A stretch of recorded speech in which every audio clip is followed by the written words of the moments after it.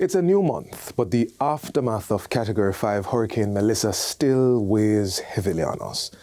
As we rebuild and recover, let's stand together and support those hardest hit by donating through supportjamaica.gov.jm. Hello and welcome to another edition of Jamaica Magazine. I'm Theodore Henry, your guide for this enlightening journey. Stay with us. There's much ahead to inform, inspire, and uplift.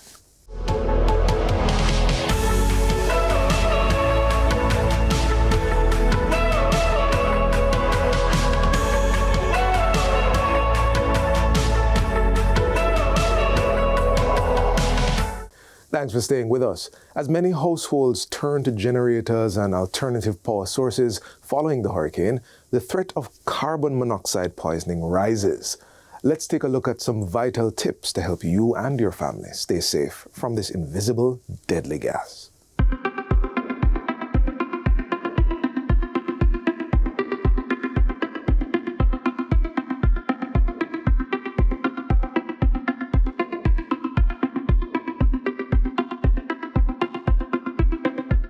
It's invisible, odorless, and tasteless. Yet, carbon monoxide claims hundreds of lives every year. Could your home be at risk? Carbon monoxide is a poisonous gas. It will kill you. Carbon monoxide goes to your brain, it shuts off the supply of oxygen. It suffocates you. This toxic gas builds up quickly in enclosed spaces.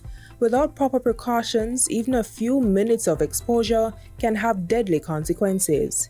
Everyday actions like starting your car or running a generator could turn deadly if done in the wrong place. Do not start the car in the garage and leave the car throttling. The carbon monoxide from that car will kill you in quick time. So if you have a garage, when you're going to start that car and the garage is enclosed, please open the garage door, and hopefully, I'm hoping that the tailpipe, the exhaust will be to the back and it will blow the fumes out. It's not just cars. Other common sources of carbon monoxide include kerosene heaters, charcoal grills, gas stoves, and water heaters. Always ensure proper ventilation when using any fuel-burning appliance. Generators are another common source of carbon monoxide poisoning, particularly during power outages. If you are sleeping and the generator is inside your house, that fumes from the generator will not wake you up. That fumes will put you into a deeper sleep. It will put you into a state of unconsciousness and you will not wake. Generators must be operated in an open area. If you have a generator room, you must provide for the ventilation. So you put the exhaust and ensure that exhaust goes outside. You don't want the exhaust of the generator to be anywhere inside where people are, because the fumes, the carbon monoxide from the generator attack your red blood cells. It takes away the oxygen. Simply put, always open your garage doors when starting your car and ensure the exhaust is directed outside. Never use a generator indoors. Keep it at least 25 feet from your house in a well-ventilated area. Carbon monoxide detectors are your first line of defense. Install them near bedrooms, garages, and living areas. Regularly check the batteries and test the alarms. Protect your family from the silent killer. Take precautions today to prevent a tragedy tomorrow. For more safety tips, visit the Jamaica Fire Brigade website at www.jfb.gov.jm. In the event of an emergency, call 112 or 119.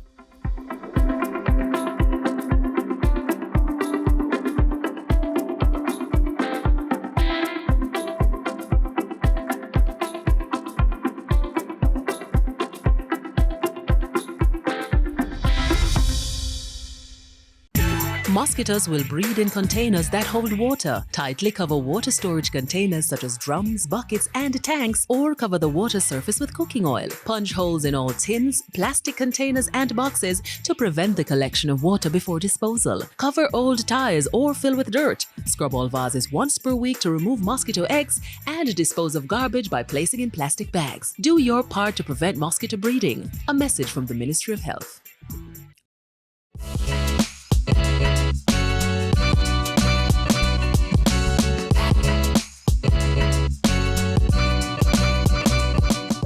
While nature writes its own story, we can do our part to build one of resilience.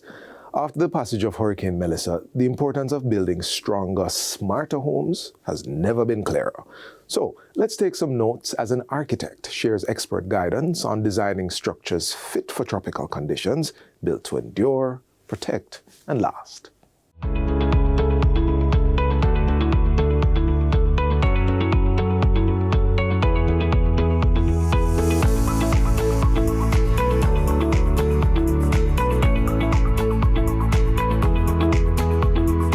Living on an island where the climate can shift dramatically, from scorching heat to sudden downpours and the occasional natural disasters like hurricanes and earthquakes, and knowing how to design our homes is more crucial than ever.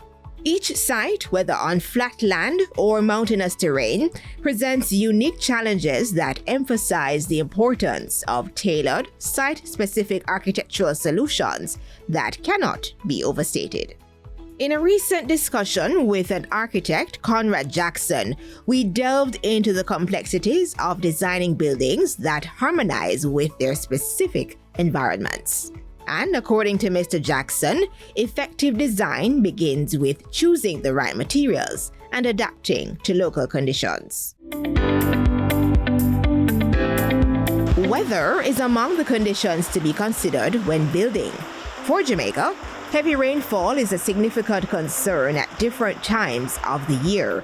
Mr. Jackson makes the point that the initial step in the design process involves knowing the environment in which you are building. As it relates to heavy rainfall, once you start doing your investigation as a consultant to go onto a particular site, one of the things you do is you interview the locals, and you also do your research for the type of activities that would have taken place within the last 100 years as it relates to climate change, the impacts of flooding, and how the impact of climate change and the increase in the sun and the intensity of the sun for the specific year.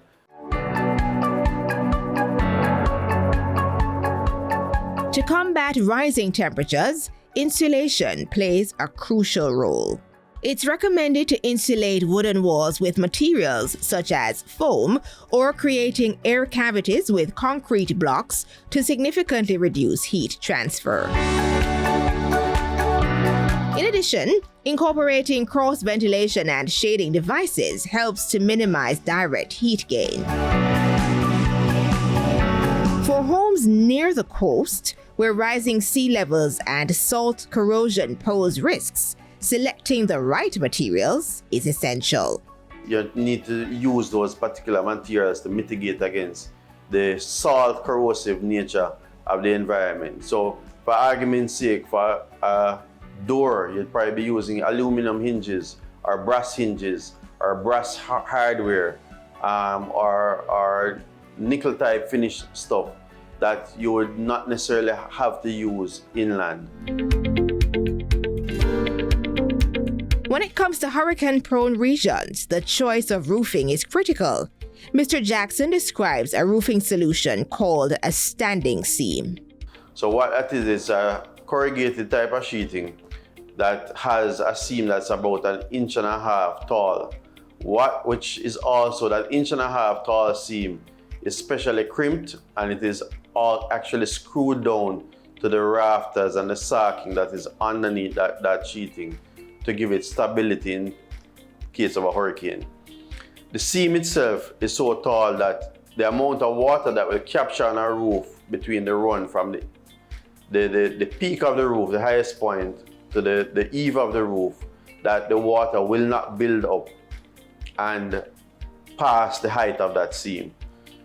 The sheeting that would be used in that case can also be cut specific to the length of the roof, which means that if you consider old-time zinc roof, they came in particular lengths because it could only be transported on charter trucks and it was easier to handle.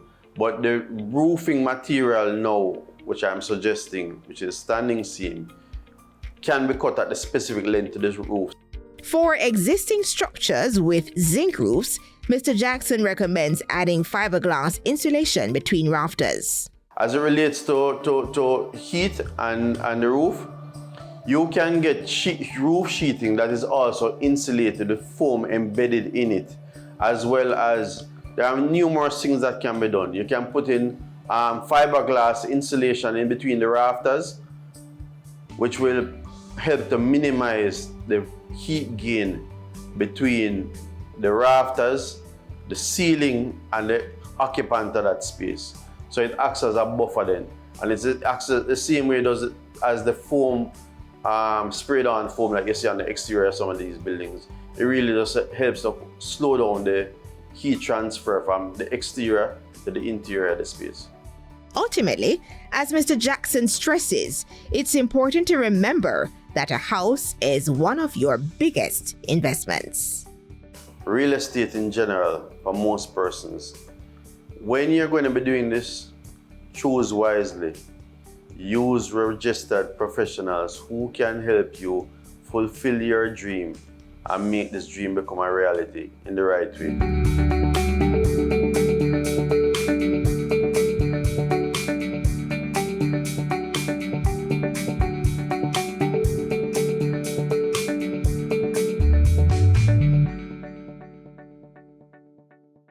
In light of increasing natural disasters, it's crucial to be prepared. Part of that preparation involves safeguarding your vital documents. This can save you from added stress and complications. Here are some essential tips to ensure your documents are protected.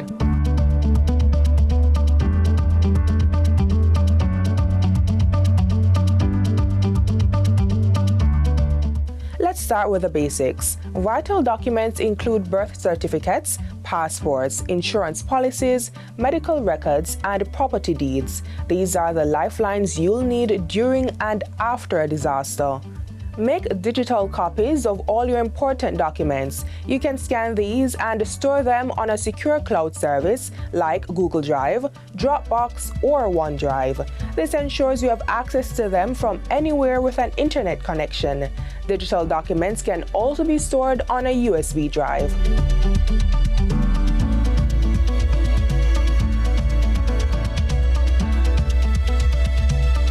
Store physical copies of your documents in a waterproof and fireproof safe or cabinet. These are designed to withstand extreme conditions and can be a lifesaver. Place the safe or cabinet in an easily accessible location, but not where it could be easily found by intruders.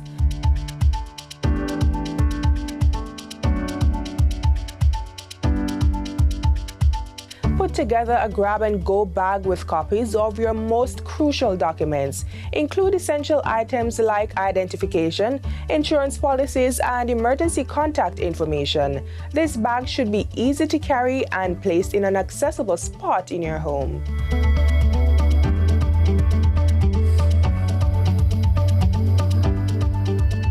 Lastly, keep your information updated. Regularly review and update your emergency contact list and ensure all documents are current.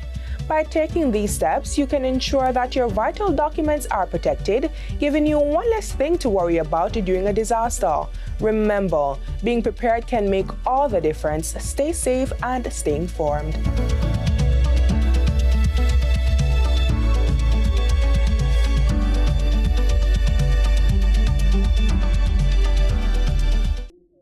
Are you interested in buying land or property? Here are the steps you should follow. Step 1. Find out who is legally authorized to sell the property. Step 2. Ensure all property tax payments are up to date. Step 3. Consult an attorney at law who will guide you through the process and protect your interests. You can also use eLand Jamaica to check on matters pertaining to your property purchase. For more information, contact the National Land Agency at 876-750-5263 or 876-946-5263. Email asknla@nla.gov.jm or message us on WhatsApp at 876-418-5089. The National Land Agency. One agency, one goal to serve you better.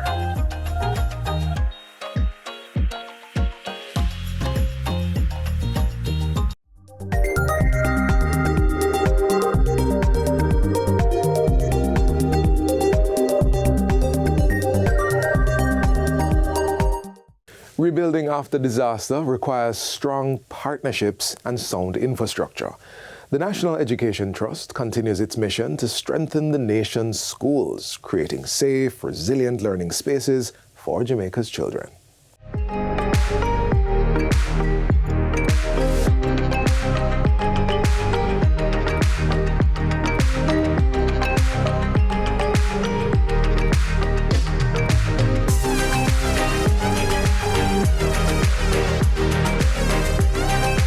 Classrooms across Jamaica, the National Education Trust, NET, is transforming lives, ensuring that every child has the opportunity to thrive. But what exactly is NET, and how does it support the future of our children? The National Education Trust is a registered charitable organization in Jamaica. What it is that we do is that we mobilize resources for the education sector from early childhood all the way to tertiary. And in essence, what we do is we work to fill the gaps. The agency serves as the key body for executing government's strategic goals in the education sector. It focuses on enhancing national capacity for education infrastructure development, planning and managing construction and maintenance projects, and providing a credible framework for coordination of philanthropic efforts. NET manages projects from end to end, ensuring integrity, transparency, and accountability. Whether it's building a resource center, upgrading facilities, or managing scholarships. So if someone, for example, wants to do a project locally here, whether they are local or they're from overseas, and they need someone to stand in the gap to manage that project end to end, NET provides those services to ensure that there is integrity, there is transparency, there's accountability for maximum impact of those projects and initiatives. Through scholarships and grants, NET ensures that every donation directly benefits the students who need it most, addressing both immediate needs and long-term educational goals. We always do a needs assessment of whatever school it is that they want to support. We go in, we do the needs assessment to identify the needs on the ground so that whatever interventions are being proposed align with the current needs of the school. And we have that overarching picture also of what is needed in the school in the near term and in the long term so that the interventions can be coordinated. So we're not wasting resources and we're coordinating efforts among different agencies and different entities. So there's a collaborative, strategic effort for maximum impact to ensure that all children have what they need to be able to fulfill their potential. But NET's work is far from over. They need your help to support the 245 underperforming schools identified across Jamaica to elevate literacy and numeracy for every child. We start with the basic need because if the children are hungry, they will not learn.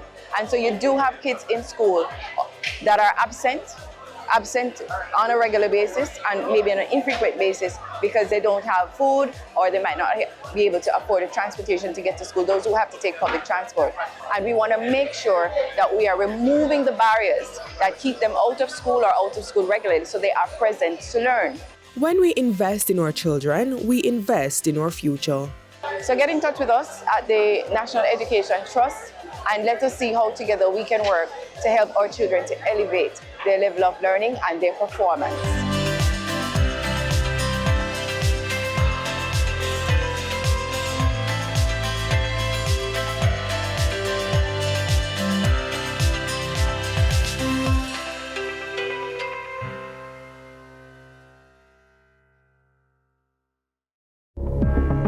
Mosquitoes can spread diseases such as dengue fever. Common symptoms of dengue include fever, severe headache, pain behind the eyes, muscle pain, joint pain, skin rash, nausea, and vomiting. If you feel you have dengue fever, visit your doctor or health center, rest, drink lots of fluids, use only paracetamol for pain. Do not take aspirin or other painkillers. Protect yourself from dengue and other mosquito-borne diseases. A message from the Ministry of Health. In light of recent events, the call for blood donations has become even more urgent. Yet fear and misunderstanding often keep many from giving this simple life-saving gift. Stay with us as we address common myths and encourage more Jamaicans to step forward and donate.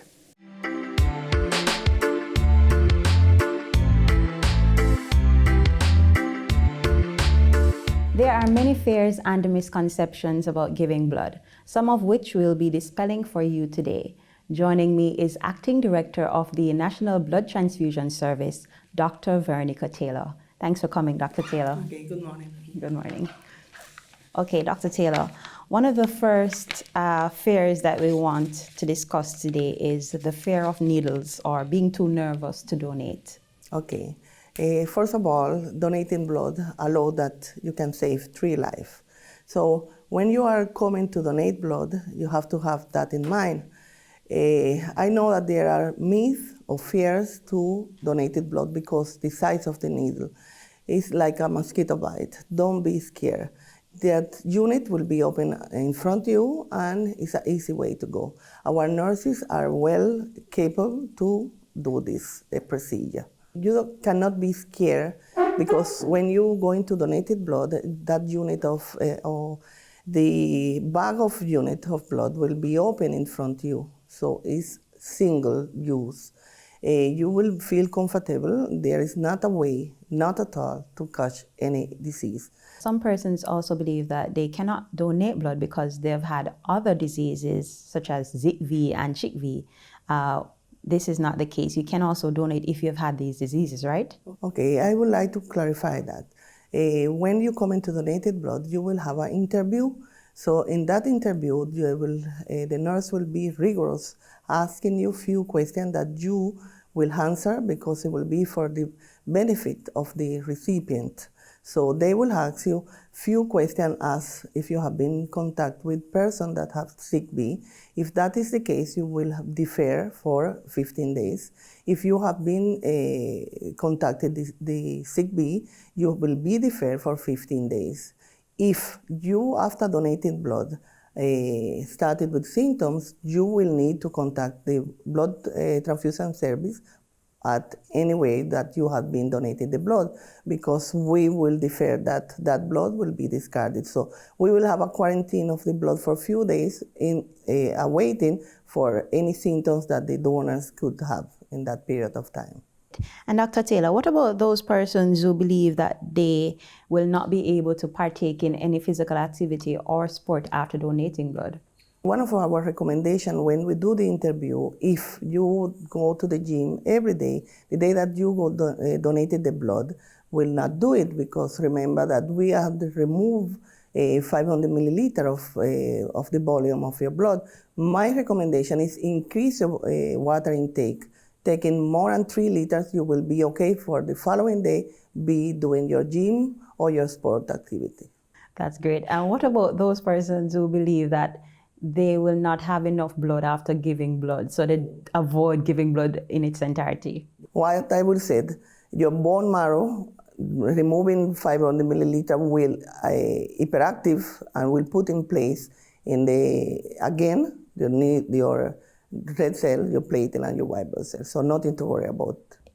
Persons sometimes say that they're just too busy to donate. What do you have to say regarding, how long the process is and, the other blood drives that you have to facilitate persons who may not be able to come here directly to donate blood?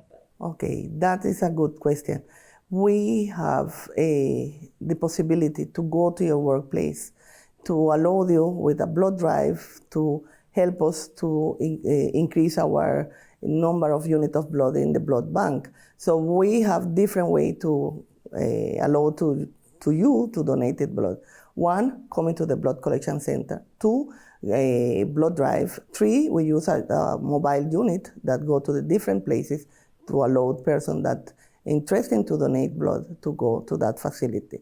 The other way that you can, your day that you are resting is a person living in Kingston and St. Andrews can go on Saturday from 9 to 3 o'clock to the National Chest Hospital. There we have a blood collection center that is open every Saturday. So that is another possibility that the day that you are free to go and donate blood.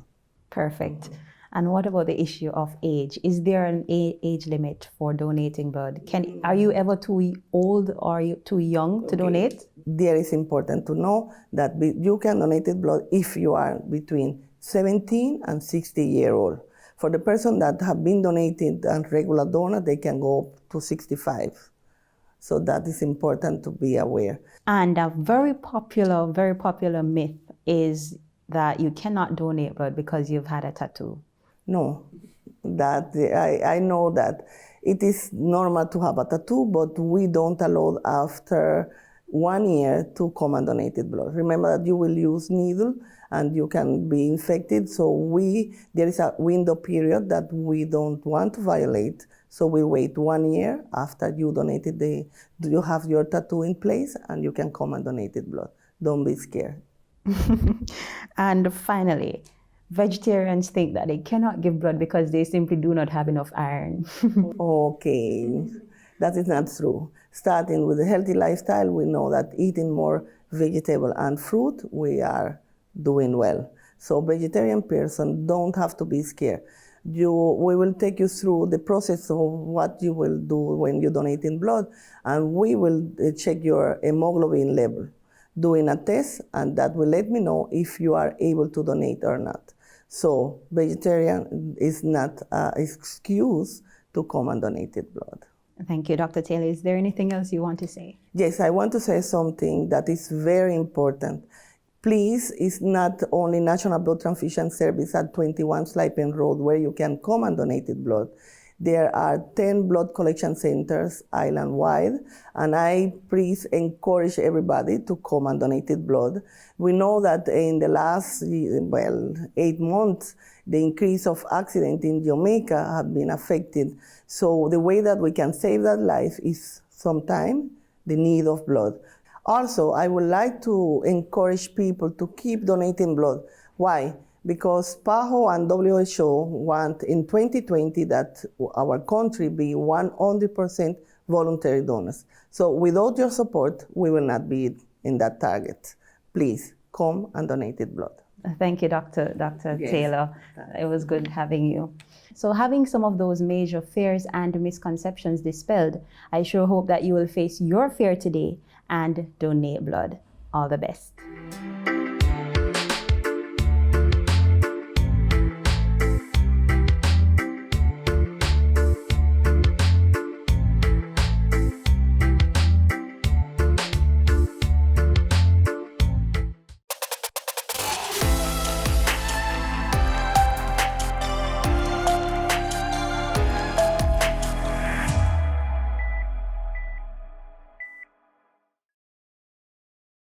As we wrap up today's edition of Jamaica Magazine, we hope you found these features informative and engaging. Let's stay connected through our website, jis.gov.jm, and on social media. On behalf of the production team, I'm Theodore Henry. Stay safe and have a great weekend.